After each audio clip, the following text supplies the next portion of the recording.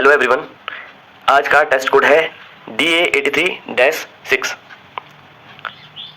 और इस पेपर की पीडीएफ आपको हमारे टेलीग्राम चैनल से मिल जाएगी और टेलीग्राम चैनल का लिंक जो है हमारे इस वीडियो के डिस्क्रिप्शन बॉक्स में मिल जाएगा। और उसके अलावा आप डायरेक्टली टेलीग्राम पे अगर ये जो @उत्तराखंड SI इसको अगर आप सर्च करते हैं तो आपको हमारा टेलीग्राम चैनल मिल जाएगा। तो शुरू करते हैं आज का पहला क्वेश्चन। तो आज का पहला क्वेश्चन है कि संज्ञा की द्विरुक्ति हो तो उनके बीच कौन सा चिन्ह रहता है। संज्ञा की द्विरुक्ति यानी कि जैसे माता पिता, भाई बहन, इनके बीच में कौन सा चिन्ह आएगा? तो ये आएगा योजक चिन्ह। ऑप्शन नंबर डी इसका सही आंसर है। दूसरा क्वेश्चन है घ, ग, ड, ठ, त इनमें से कितने अघोष व्यंजन हैं? अगर अघोष व्यंजनों की बात करें तो अघोष व्यंजन जो है हर वर्ग का पहला और जो दूसरा वर्ण है, जो दूसरा व्यंजन है, और उसके अलावा तीनों की तीनों श, श और श, ये सारे के सारे जो है अघोष व्यंजन के उसमें आते हैं। तो यहाँ पर जो है थ और त जो है अघोष व्यंजन है। तो यहाँ पर जो है थ और त ये दोनों के दोनों जो है अघोष व्यंजन है। इसके अलावा तीनों की दोनों जो है सघोष व्यंजन है। तो यहाँ पर आंसर हो जाएगा हमारा ऑप्शन नंबर सी 2, ठ और त। तीसरा क्वेश्चन है किसी भाव या शब्द की व्याख्या करने के लिए उस अंश को मूल वाक्य से अलग रखने के लिए किस चिन्ह का प्रयोग किया जाता है? जब किसी चीज की हमें व्याख्या करनी होती है तो उसके लिए जो है ऑप्शन नंबर बी कोष्टक चिन्ह का प्रयोग किया जाता है। क्वेश्चन नंबर 4 है अत्याधुनिक शब्द में उपसर्ग क्या है? तो उपसर्ग यहां पर हो जाएगा अति, अति उपसर्ग हो जाएगा। क्वेश्चन नंबर 5 चलती चाकी देख के दिया कबीरा रोय, दो पाटन के बीच में साबुत बचा न कोई। तो यहाँ पर प्रयुक्त शब्द शक्ति कौन सी है? तो 3 प्रकार के शब्द शक्ति होते हैं, अभिधा, लक्षणा और व्यंजना। तो यहाँ पर जो है हमें व्यंजना शब्द शक्ति देखने को मिलती है। ऑप्शन नंबर सी इसका सही आंसर हो जाएगा। क्वेश्चन नंबर 6 निम्न कथनों पर विचार कीजिए और सही उत्तर चुनिए। तो पहला है अकारांत तथा आकारांत। अकारांत यानी कि जिसके अंत में अ की मात्रा आती है, और आकारांत यानी कि जिसके अंत में आ की मात्रा आती है। इसी तरह ईकारांत का मतलब होता है जिसके अंत में ई की मात्रा आती है। जैसे अगर हम लड़का की बात करें, लड़का के अंत में आ की मात्रा आ रही है तो यहाँ पर जो है आकारांत होगा, और जब लड़की किया जाएगा इसको तो ई की मात्रा आ रही है तो यानी कि ईकारांत होगा। तो यहाँ पर बोल रहा है कि अकारांत तथा आकारांत पुल्लिंग शब्दों को ईकारांत कर देने से स्त्रीलिंग हो जाते हैं। तो ये बिल्कुल सही बात है। जब लड़का के अंत में जो है ई कर दें तो लड़की हो जाएगा, तो वो पुल्लिंग से स्त्रीलिंग बन जाता है। बिल्कुल सही बात है। दूसरा कथन है जाति बोधक शब्दों के अंतिम स्वर का लोप कर उनमें कहीं इन और कहीं आइन प्रत्यय लगाकर स्त्रीलिंग बनाया जाता है। तो बिल्कुल सही बात है। जैसे ठाकुर है तो ठाकुर के लास्ट में अगर आइन लगाएंगे तो ठाकुराइन, तो यहाँ पर इसका स्त्रीलिंग बन जाएगा। तो ये दोनों के दोनों जो है बिल्कुल सही है। तो ऑप्शन नंबर सी 1 और दोनों सही हैं, ये हमारा आंसर होगा। 7वां क्वेश्चन है कि इन शब्दों का हमें स्त्रीलिंग बताना है। तो कवि का हो जाएगा कवयित्री, सम्राट का सम्राज्ञी, नेता का नेत्री और विदुर का विधवा। तो हमारा जो सही आंसर हो जाएगा ऑप्शन नंबर बी इसका सही आंसर है। क्वेश्चन नंबर 8वां है वह दूसरों को नहीं बल्कि अपने आप को सुधार रहा है। तो इस वाक्य में अधोरेखित शब्दों का सर्वनाम किस प्रकार से होगा? तो अपने आप जो शब्द है वो क्या है? वो एक निजवाचक सर्वनाम है। ऑप्शन नंबर डी इसका सही आंसर होगा। क्वेश्चन नंबर 9 दादी ने ढेर सारे खिलौने खरीदे। इस वाक्य में प्रयुक्त विशेषण क्या होगा? तो ढेर सारे खिलौने, तो ये क्या है? अनिश्चित संख्यावाचक विशेषण। ऑप्शन नंबर डी इसका सही आंसर है। 10वां क्वेश्चन है इनमें व्याकरण की दृष्टि से कौन सा कथन सही नहीं है? तो पहला है भाववाचक केवल अकर्मक क्रियाओं में होता है। तो ये बिल्कुल सही बात है। दूसरा ऑप्शन है कर्मवाचक अकर्मक और सकर्मक दोनों क्रियाओं में होता है। तो ये बिल्कुल गलत है। यानी कि कर्मवाचक सिर्फ सकर्मक का होता है, ना कि अकर्मक का। अकर्मक सेंटेंस का हम कर्मवाचक नहीं बना सकते। ठीक है, तो इसका जो सही आंसर होगा ऑप्शन नंबर बी, यानी कि कौन सा कथन सही नहीं है, तो ये हो जाएगा option number B. Question number 11 गायक गीत गा रहा है, तो किस काल का उदाहरण है? तो गा रहा है यानी अभी भी गा रहा है, तो यहाँ पर हो जाएगा तात्कालिक वर्तमान, और इसी को जो है अपूर्ण वर्तमान भी कहते हैं। क्वेश्चन नंबर 12 उपकार को मानने वाला। तो उपकार को मानने वाले को बोलते हैं कृतज्ञ, और जो उपकार को नहीं मानता है उसको बोलते हैं कृतज्ञ। क्वेश्चन नंबर 13 तृण पकड़ना। तृण पकड़ने का अर्थ है शरण में जाना। ऑप्शन नंबर डी इसका सही आंसर है। क्वेश्चन नंबर 14 सही वर्तनी वाले शब्द, तो ये हो जाएगा रासायनिक। रासायनिक ऑप्शन नंबर बी इसका सही आंसर है। क्वेश्चन नंबर 15 वह तुम और हम बाजार जाएंगे, तो इसका शुद्ध वाक्य क्या होगा? तो जब इस प्रकार के तीनों जो उत्तम पुरुष, मध्यम पुरुष और अन्य पुरुष शब्द एक सेंटेंस में हो, तो उनमें सबसे पहले उत्तम पुरुष आता है, फिर मध्यम पुरुष आता है और फिर अंत में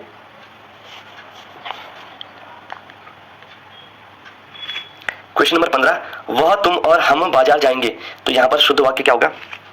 जब एक सेंटेंस में उत्तम पुरुष, मध्यम पुरुष और अन्य पुरुष सर्वनाम एक साथ आए एक ही सेंटेंस में, तो उसका जो क्रम इस प्रकार से होता है कि पहला जो है उत्तम पुरुष सर्वनाम आएगा, फिर मध्यम पुरुष सर्वनाम आएगा और अंत में अन्य पुरुष सर्वनाम आएगा। तो यहाँ पर हमारा आंसर हो जाएगा हम, तुम और वह बाजार जाएंगे। ऑप्शन नंबर सी इसका सही आंसर होगा।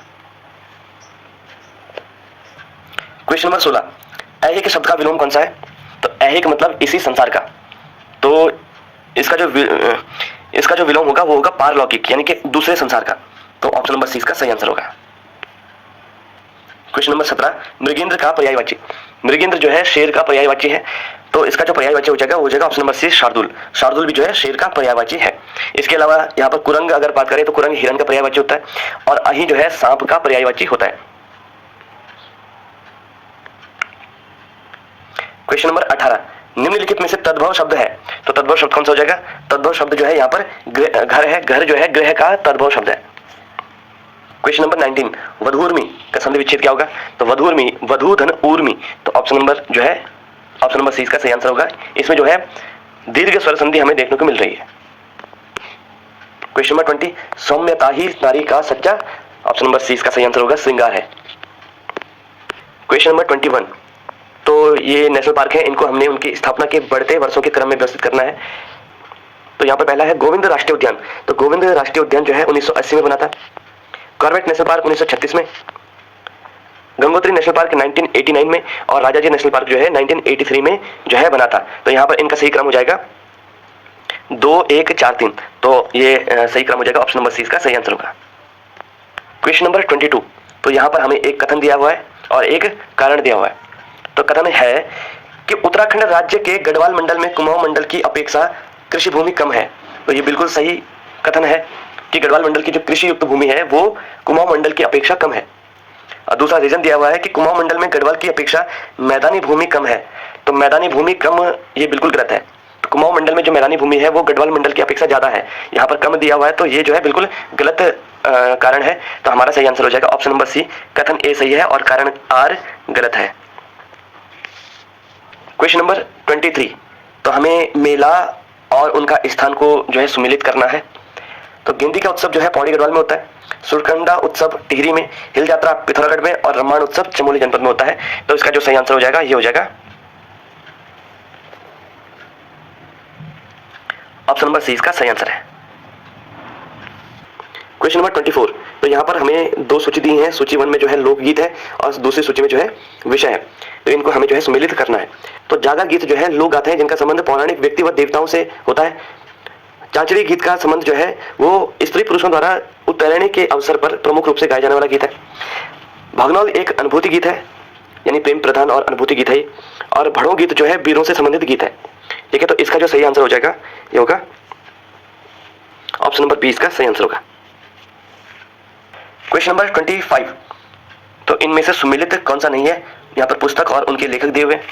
तो मध्य हिमालय की कला यशवंत कटोच की है, ये बिल्कुल सही है। सेंट्रल हिमालय जो है डॉक्टर MS रावत ने लिखी है, ये भी बिल्कुल सही है। हिमालय के खस जो है डॉक्टर मदन चंद्र भट्ट ने नहीं लिखी है, बल्कि ये लिखी है डॉक्टर DD शर्मा के द्वारा। तो डॉक्टर DD शर्मा के द्वारा लिखी गई है ये, तो ये गलत है। और चौथा है द बॉय फ्रॉम लंबाटा, तो ये NS थापा ने लिखी है, तो ये भी सही है। तो इसका सही आंसर हो जाएगा ऑप्शन नंबर सी, कि ये जो है इनमें से ये सुमिलित नहीं है। क्वेश्चन नंबर 26, तो यहाँ पर हमें सूची 1 में जो है योजना दी है और सूची 2 में उनका प्रारंभ वर्ष दिया हुआ है। तो बेटी बचाओ बेटी पढ़ाओ जो योजना है 2015 से इसका संबंध है। जो महालक्ष्मी योजना है इसकी जो शुरुआत हुई थी वो 2021 में हुई थी। और तीसरा है प्रधानमंत्री मातृवंदना योजना, इसकी शुरुआत हुई थी 2017 में और सबला योजना की शुरुआत हुई थी 2010 में। तो इसका सही आंसर हो जाएगा ऑप्शन नंबर 20 का सही आंसर होगा। क्वेश्चन नंबर 27, उत्तराखंड राज्य में डोली योजना का संबंध किससे?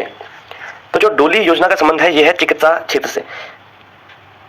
जिन दूर दराज के क्षेत्रों में जहां सड़क की सुविधा उपलब्ध नहीं है तो वहां पर एम्बुलेंस की जगह पर जो है डोली योजना का जो है शुभारंभ किया गया था। तो ये जो है चिकित्सा क्षेत्र से इसका संबंध है। क्वेश्चन नंबर 28, तो यहाँ पर हमें कथन और कारण दिया हुआ है। तो कथन है कि टिहरी बांध भूकंपीय दृष्टि से अति संवेदनशील स्थान पर निर्मित है। तो ये कथन बिल्कुल सही है। इसका कारण है टिहरी बांध 7.5 किलोमीटर गहराई में स्थित खतरनाक भूकंपीय अधिक केंद्रीय क्षेत्र महान टियर के ऊपर स्थित है। तो ये भी बिल्कुल सही है। तो यानी कि इसका सही आंसर हो जाएगा ऑप्शन नंबर 1, कथन और कारण दोनों सही है और आर जो है ए का सही व्याख्या है।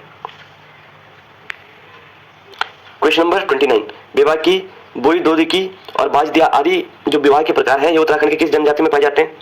तो ये पाए जाते हैं जौनसारी जनजाति में। ऑप्शन नंबर बी इसका सही आंसर है।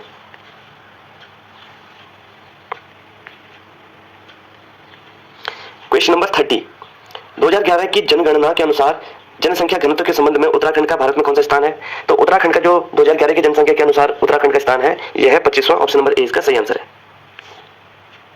क्वेश्चन नंबर 31, उत्तराखंड सरकार द्वारा एकीकृत ऊन विकास कार्यक्रम प्रारंभ किया गया। तो इसका सही आंसर है ऑप्शन नंबर डी 2004-05 में। क्वेश्चन नंबर 32, उत्तराखंड में यूरेनियम के उपलब्धता के संकेत निम्न में से किस जिले से प्राप्त हुए? तो इसका सही आंसर है ऑप्शन नंबर ए टिहरी गढ़वाल। तो टिहरी गढ़वाल में जो है यूरेनियम की उपलब्धता के संकेत हमें प्राप्त हुए हैं। क्वेश्चन नंबर 33, उत्तराखंड राज्य में 1973 में Simon sports goods company Allahabad द्वारा की जा रही वन कटाई के विरोध में निम्नलिखित में से कौन सा वन आंदोलन चलाया गया? तो ये जो है चमोली जिले के मंडल तथा फाटा वन आंदोलन जो है इसका सही आंसर होगा। क्वेश्चन नंबर 34, तो यहां पर जो है राष्ट्रीय उद्यान सूची 1 में दिया हुआ है और उनका क्षेत्रफल जो है सूची 2 में दिया हुआ है। तो यहां पर कॉर्बेट नेशनल पार्क का जो क्षेत्रफल है, तो कॉर्बेट नेशनल पार्क का जो एरिया है यह है 520 स्क्वायर किलोमीटर। नंदा देवी राष्ट्रीय उद्यान का है 624 स्क्वायर किलोमीटर। गोविंद राष्ट्रीय उद्यान का है 472। राजा जी का है 820 और गंगोत्री जो कि सबसे विस्तृत जिसका एरिया सबसे सर्वाधिक है, और गंगोत्री राष्ट्रीय उद्यान जिसका एरिया सर्वाधिक है वो है 2390 स्क्वायर किलोमीटर। तो इसका सही आंसर हो जाएगा ऑप्शन नंबर सी। तो क्वेश्चन नंबर 35, तो यहां पर सूची 1 में नदी दी है और सूची 2 में उनके किनारे बसे हुए नगर। तो अलकनंदा नदी के किनारे जो है गोपेश्वर बसा हुआ है, भागीरथी के किनारे डुंडा जो है ये उत्तरकाशी में, और गंगा नदी के किनारे जो है कनखल हरिद्वार में, और मंदाकिनी नदी के किनारे जो है ऊखीमठ ये जो है रुद्रप्रयाग में स्थित है। तो इसका जो सही आंसर होगा ये होगा ऑप्शन नंबर डी इसका सही आंसर है। क्वेश्चन नंबर 36, तो यहाँ पर हमें जो है 4 नदियां दी हुई हैं, तो हमें उनके लंबाई के बढ़ते हुए क्रम में हमें इनको जो है सुव्यवस्थित करना है। तो इनमें से सबसे छोटी जो नदी है वो हो जाएगी, वो है कोसी नदी सबसे छोटी है, फिर अलकनंदा, फिर भागीरथी, और सबसे लंबी जो इनमें से नदी है वो है काली नदी। तो इसका सही आंसर होगा ऑप्शन नंबर ए इसका सही आंसर होगा।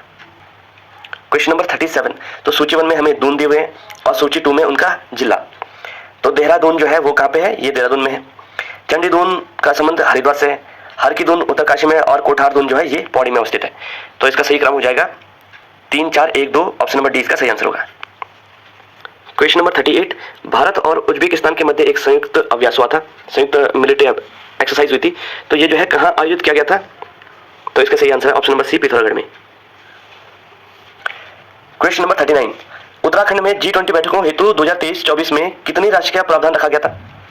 तो जो G20 की बैठकें हुई थी तो उसके लिए जो है 100 करोड़ रुपए का प्रावधान रखा हुआ था। क्वेश्चन नंबर 40, उत्तराखंड में आयोजित होने वाले वैश्विक आपदा प्रबंधन सम्मेलन का ब्रांड एम्बेसडर किसे नियुक्त किया गया? तो इसका सही आंसर है ऑप्शन नंबर ए अमिताभ बच्चन। क्वेश्चन नंबर 41, नेलांग और जादूंग जो गांव है ये उत्तराखंड के किस जनपद में स्थित है? तो इसका सही आंसर है उत्तरकाशी जनपद में।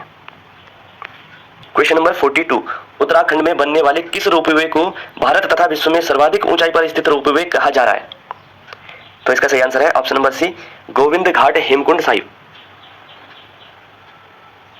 क्वेश्चन नंबर 43, स्वदेश दर्शन 2.0 योजना के संबंध में विचार कीजिए। तो पहला पॉइंट है भारत सरकार के पर्यटन मंत्रालय द्वारा शुरू की गई केंद्रीय योजना है।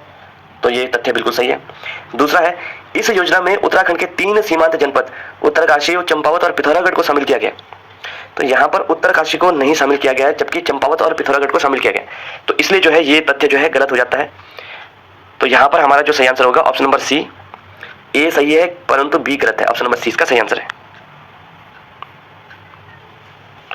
Question number 44, India justice report 2022 के अनुसार न्याय दिलाने के मामले में उत्तराखंड कौन से स्थान पे है? तो इसका सही आंसर है ऑप्शन नंबर सी 14वें स्थान पे। क्वेश्चन नंबर 45 है, 13 डिस्ट्रिक्ट 13 डेस्टिनेशन योजना के अंतर्गत कुमाऊं के किस झील को पर्यटन स्थल के रूप में विकसित करने हेतु 490 लाख रुपए की धनराशि आवंटित की गई है? तो इसका सही आंसर है श्यामला ताल, ये जो है चंपावत में स्थित है। क्वेश्चन नंबर 46, तो निम्न में से किस वीणे यानी कि पहेली का अर्थ है मुआरी यानी मधुमक्खी? तो इसका सही आंसर है ऑप्शन नंबर सी, छुट्टी छोरियों मिट्टू कलियो। ऑप्शन नंबर सी इसका सही आंसर है।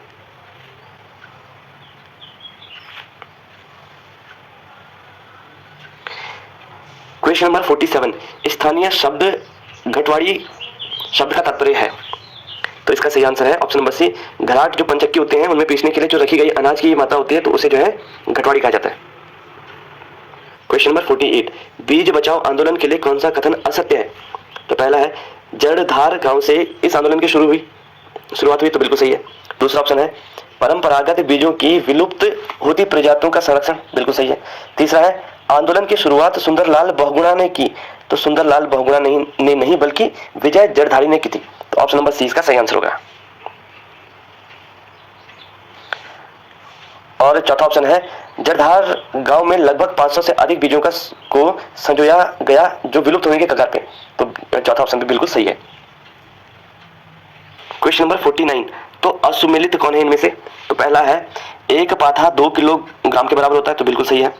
दूसरा है, एक मण 32 किलोग्राम के बराबर होता है, तो एक मण जो है 32 किलोग्राम के बराबर नहीं बल्कि 20 किलोग्राम के बराबर होता है, तो ये गलत है। तीसरा, एक नाली 16 मुट्ठी के बराबर होता है, बिल्कुल सही है। एक तामी जो है 250 ग्राम के बराबर होता है, ये भी सही है। तो इसका सही आंसर जो है ऑप्शन नंबर 20 का सही आंसर होगा। क्वेश्चन नंबर 50, देविया न्याय प्रणाली को सुधारने के लिए किसने चीफ कोर्ट की स्थापना की थी? तो चीफ कोर्ट की स्थापना जो है ये की थी प्रताप शाह ने। ऑप्शन नंबर ए इसका सही आंसर होगा। और अगर इस चीफ कोर्ट का नाम जो है हुजूर दफ्तर, ये जो नामकरण किया गया था, तो ये नरेंद्र शाह के टाइम पीरियड पे किया गया था, तो इस बात का भी आपको विशेष ध्यान रखना है। क्वेश्चन नंबर 51, तो गोरखा कालीन करों के संदर्भ में क्या सही नहीं है? तो पहला है, पुंगाड़ी कर, यह भूमि कर था, सैनिकों का वेतन इस कर से दिया जाता था, तो ये बिल्कुल सही है। दूसरा है, सलामी कर, यह एक प्रकार का नजराना था, तो ये भी बिल्कुल सही है। तीसरा है, तिमारी कर, फौजदार को 4 आना व सूबेदार को 2 आना देने पड़ते थे, तो ये भी बिल्कुल सही है। और चौथा है, मांगा कर, यह आयात कर नहीं बल्कि यह युद्ध के समय जो है ये कर लिया जाता था, तो ऑप्शन नंबर डी इसका गलत है, यानी हमारा आंसर होगा option number D. Question number 52, तो द्रोण वाप, कुल्य वाप और खारी वाप का संबंध किससे है? तो इसका संबंध है भूमि माप की इकाई से। ऑप्शन नंबर ए इसका सही आंसर होगा। क्वेश्चन नंबर 53, उत्तराखंड राज्य में स्थित वह किला जो अंग्रेजों के कब्जे के बाद लंदन फोर्ट कहलाया, तो लंदन फोर्ट जो है बावलीगढ़ का किला को कहते थे। ऑप्शन नंबर 20 का सही आंसर है। ये पिथौरागढ़ जनपद में स्थित है। इसके अलावा जो है राजभुंगा किला हो गया, सिरमौली किला हो गया और बाणासुर का किला हो गया, ये तीनों की तीनों जो है चंपावत जनपद में देखने को मिलेंगे। क्वेश्चन नंबर 54, निम्र वंश का वह कौन सा शासक था जिसने समस्त उत्तराखंड को एक सूत्र में बांधना चाहा? तो इसका सही answer option number B, East Gandev. Question number 55, Kumaon में भारतीय राष्ट्रीय कांग्रेस की स्थापना कब हुई थी? तो ये हुई थी 1912 में। क्वेश्चन नंबर 56, उत्तराखंड अक्षय ऊर्जा विकास अभिकरण यानी उरेडा का मुख्यालय कहां पे स्थित है? तो यह है देहरादून में। ऑप्शन नंबर ए इसका सही आंसर है। Question number 57, memoir of Dehradun पुस्तक के लेखक कौन है? तो इसका सही आंसर है option number C, GRG Williams. Question number 58, Frederick Smeta द्वारा स्थापित तितलियों का संग्रहालय कहां स्थित है? तो जो तितलियों का संग्रहालय है ये भीमताल में अवस्थित है। ऑप्शन नंबर डी इसका सही आंसर है।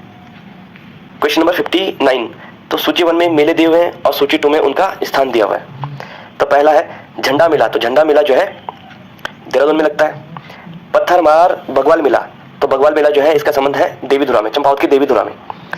जयंती मेला का संबंध है पांडुकेश्वर से और लोसर मेला का संबंध है उत्तरकाशी के डुंडा क्षेत्र से। तो इसका सही आंसर हो जाएगा ऑप्शन नंबर ए, 3 4 2 1। क्वेश्चन नंबर 60, 2011 की जनगणना के अनुसार उत्तराखंड राज्य की अनुसूचित जाति व जनजातियों का लिंगानुपात क्रमशः है तो अनुसूचित जाति की बात करें तो ये है 936 और जनजाति की बात करें तो 963। तो ऑप्शन नंबर बी इसका सही आंसर है।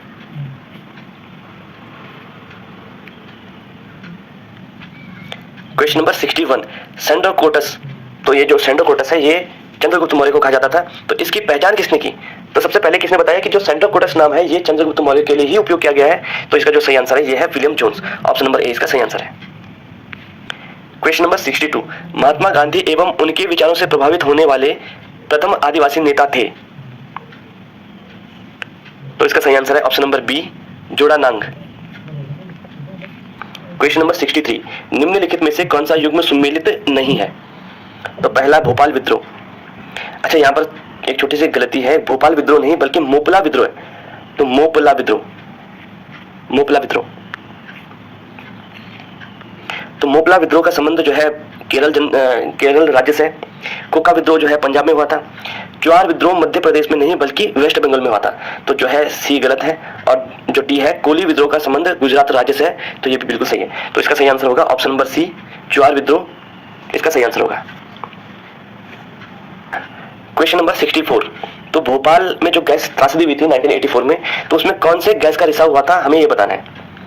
तो इसका सही आंसर है methyl isocyanate. Option number C इसका सही आंसर है। क्वेश्चन नंबर 65, हाल ही में 2023 का अर्थशास्त्र का नोबेल पुरस्कार किसे दिया गया? तो इसका सही आंसर है option number C, Claudia Goldin को। क्वेश्चन नंबर 66 है, हाल ही में आईसीसी ने ओडीआई विश्व कप के लिए किसे वैश्विक राजदूत नियुक्त किया? तो इसका सही आंसर है सचिन तेंदुलकर। क्वेश्चन नंबर 67, हाल ही में मध्य क्षेत्रीय परिषद की 24वीं बैठक कहां होगी? तो इसका सही आंसर है ऑप्शन नंबर बी, टिहरी में।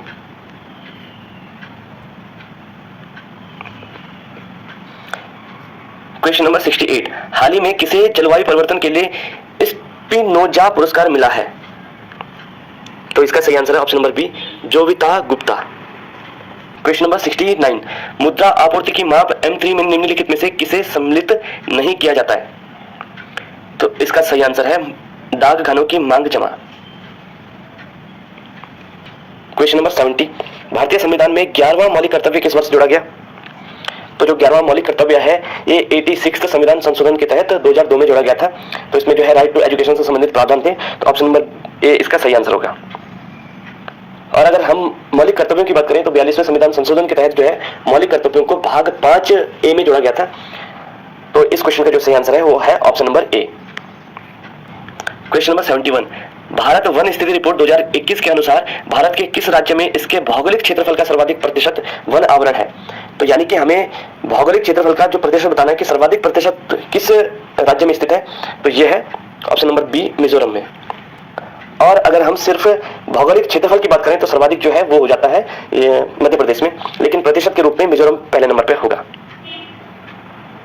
क्वेश्चन नंबर 72, झरिया कोयला खान किस राज्य में अवस्थित है? तो ये है झारखंड में। झरिया और बोकारो जो है महत्वपूर्ण कोल खदानें हैं, तो ये झारखंड में अवस्थित है। निम्नलिखित में से हिमालय की सबसे पश्चिमी चोटी कौन सी है? तो सबसे पश्चिमी चोटी हो जाएगी धौलागिरी। और अगर पूर्वी चोटी की बात करें तो इनमें ये हो जाएगी नामचा बलवा।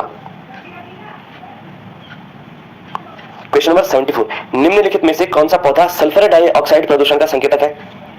तो इसका आंसर हो जाएगा लाइकिन। ऑप्शन नंबर सी इसका सही आंसर है। क्वेश्चन नंबर 75, भारत में कौन से क्षेत्र उत्तर पूर्वी मानसून से वर्षा प्राप्त करते हैं? तो इसमें तमिलनाडु का क्षेत्र हो जाता है, गुजरात का क्षेत्र नहीं होता है, दक्षिण आंध्र प्रदेश का क्षेत्र है और दक्षिण पूर्व कर्नाटक का क्षेत्र भी है। तो यहां पर हो जाएगा 1, 3 और 4। 1, 3 और 4 इसका सही आंसर होगा। ऑप्शन नंबर 20 का सही आंसर है। क्वेश्चन नंबर 76, भारत में निम्न में से कौन सा क्षेत्र कृषि के बाद दूसरा सबसे अधिक रोजगार प्रदान करने वाला क्षेत्र है? तो इसका सही आंसर है ऑप्शन नंबर बी, वस्त्र कपड़ा क्षेत्र। क्वेश्चन नंबर 77, निम्नलिखित कथनों में से कौन सा कथन सही है? तो इसका जो सही आंसर हो जाएगा ये हो जाएगा ऑप्शन नंबर बी, मुद्रास्फीति उधार लेने वालों को लाभ पहुंचाती है। तो यानी कि जब महंगाई बढ़ती है तो उधार लेने वालों को जो है लाभ देती है और उधार देने वालों को ये नुकसान देती है। तो ऑप्शन नंबर बी इसका सही आंसर होगा। क्वेश्चन नंबर 78, लघु अवधि ऋण की अवधि है। तो लघु अवधि ऋण जो है ये अधिकतम 15 माह तक के लिए दिया जाता है। तो ऑप्शन नंबर ए इसका सही आंसर होगा।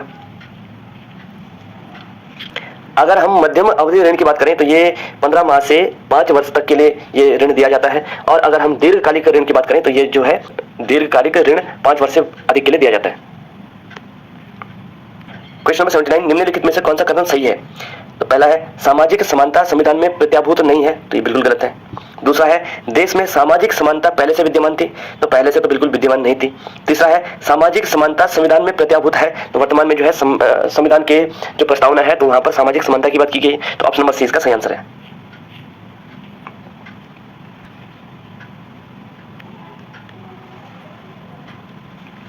क्वेश्चन नंबर 80, भारत के राष्ट्रपति को क्षमादान की शक्ति किस अनुच्छेद से प्राप्त होती है? तो ये सही आंसर है ऑप्शन नंबर ए, अनुच्छेद 72। क्वेश्चन नंबर 81, क्षेत्रीय परिषदों का सृजन हुआ है? तो इसका सही आंसर है ऑप्शन नंबर सी, संसदीय कानून द्वारा। क्वेश्चन नंबर 82, सर्वाधिक ऊंचाई के बादल हैं, तो जो सबसे ऊंचे सर्वाधिक ऊंचाई पर स्थित बादल रहते हैं तो इन्हें कहते हैं पक्षाभ स्तरीय बादल। ऑप्शन नंबर डी इसका सही आंसर है। क्वेश्चन नंबर 83, निम्नलिखित ऊर्जा स्रोतों में से कौन सा पर्यावरण को स्वच्छ रखने के लिए सर्वोत्तम है? तो इसका सही आंसर है option number D, solar cell. तो जो सौर ऊर्जा है यह पर्यावरण की दृष्टि से सर्वोत्तम है, तो ऑप्शन नंबर डी इसका सही आंसर होगा। क्वेश्चन नंबर 84, हाल ही में भारत, फ्रांस और किस देश ने अरब सागर के ऊपर डेजर्ट नाइट हवाई अभ्यास किया था? तो इसका सही answer option number C, UAE. Question number 85, हाल ही में किसने पहला अंतरराष्ट्रीय टेबल टेनिस खिताब जीता? तो इसका सही आंसर है ऑप्शन नंबर ए, सिजाकुला। ऑप्शन नंबर ए इसका सही आंसर है।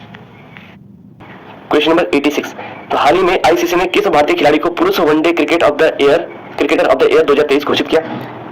तो इसका सही आंसर है विराट कोहली। क्वेश्चन नंबर 87, हाल ही में किस नेशनल पार्क में दुर्लभ गोल्डन टाइगर देखा गया?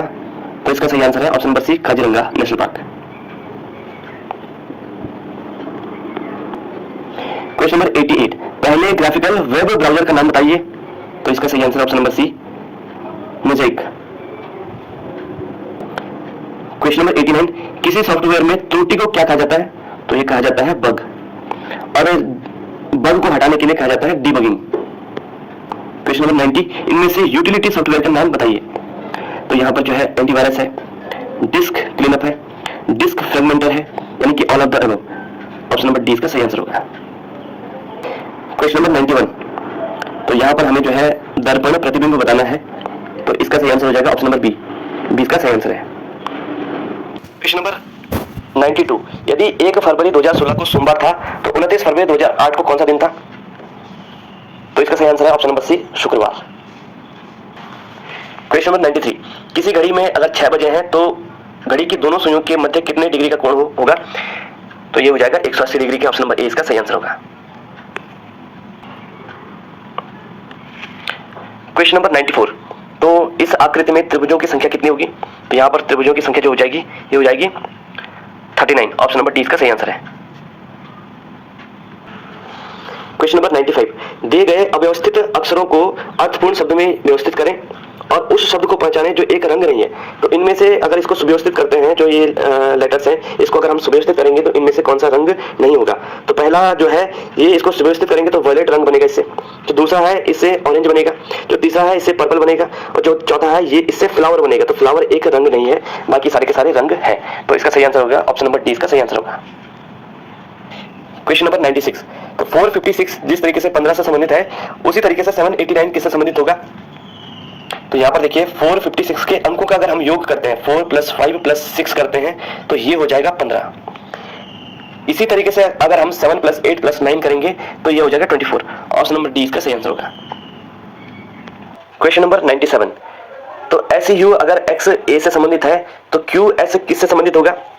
तो यहाँ पर जो है जो पहला वाला है जैसे s में यहाँ पर 5 जोड़ा गया है तब जाके x आया है, उसी तरीके से q में अगर हम 5 जोड़ेंगे तो ये आएगा v।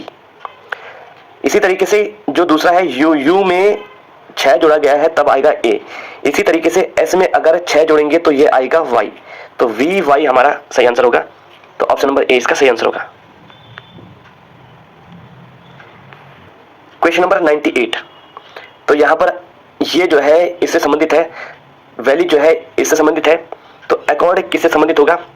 तो यहाँ पर अगर हम पैटर्न देखेंगे तो यहाँ पर पहले के जो 3 लेटर्स हैं IMB, इसमें अगर हम देखेंगे तो पहले के 3 लेटर्स हैं तो वो सब जो है 1-1 प्लस हो रहे हैं, और जो पीछे के 3 लेटर्स हैं तो ये तीनों की तीनों जो है 2 माइनस हो रहे हैं।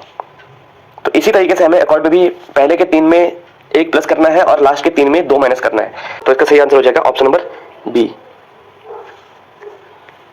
क्वेश्चन नंबर 99, तो यहां पर जो है @ जो है इसका मतलब है इनटू, और जो हैश है इसका मतलब है प्लस। अगर यहां पर इस को देख के करेंगे तो हमारा जो है आंसर हो जाएगा ऑप्शन नंबर डी। तो 100वां क्वेश्चन है, यदि कोई व्यक्ति 100 मीटर दूरी चलने के बाद अपनी दाईं ओर मुड़ता है, तो 100 मीटर दूरी चलने के बाद अपने दाईं ओर मुड़ता है और 50 मीटर चलता है, तो 50 मीटर चलता है, फिर वह अपने दाईं ओर मुड़ता है और 100 मीटर चलता है, फिर दाईं ओर मुड़ता है और 100 मीटर चलता है, अंत में वह बाईं ओर मुड़ता है और 20 मीटर चलता है, तो बाईं ओर मुड़कर ये 20 मीटर चला गया। यदि अब वह उत्तर दिशा की ओर बढ़ रहा है तो उसने कौन सी दिशा में चलना शुरू किया था? तो यानी कि ये उत्तर दिशा है, तो स्टार्टिंग में उसने किस दिशा में चलना प्रारंभ किया? तो ये हो जाएगा पश्चिम। ऑप्शन नंबर बी इसका सही आंसर होगा। तो ये थे आज के 100 questions. Thank you so much.